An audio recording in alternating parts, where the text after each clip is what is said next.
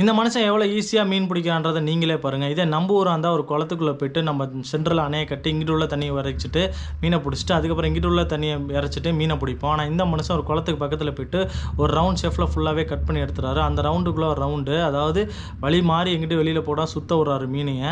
அப்புறம் வந்து பார்த்திங்கன்னா தண்ணியை வந்து இந்த பக்கெட்டு கொண்டு வந்தார். அப்படி கொண்டு வந்ததுக்கப்புறம் மீனுக்கு தேவையான ஃபுட்டை வந்து சென்டரில் வச்சிடறாரு. அப்புறம் தண்ணி வர வழியிலையும் வந்து பார்த்திங்கன்னா ஃபுட்டை போட்டுடுறாரு. போட்டதுக்கப்புறம் அங்கேருந்து மனுஷன் இங்கேருந்து கிளம்பிடுறாரு.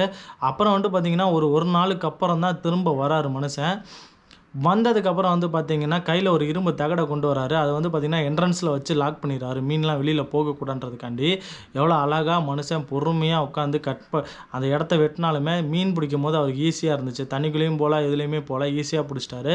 இந்த வீடியோ பிடிச்சிருந்துச்சின்னா இந்த வீடியோக்கு ஒரு லைக்கை போட்டுட்டு கண்டிப்பாக இந்த வீடியோ ஷேர் பண்ணி விடுங்க. நம்ம சேனலையும் சப்போர்ட் பண்ணி நம்மளுக்கு ஒரு சப்போர்ட்டை கொடுங்க. மனுஷன் எவ்வளோ ஈஸியாக மீனை பிடிச்சிட்டாரு, செம்ம பெரிய மீன்.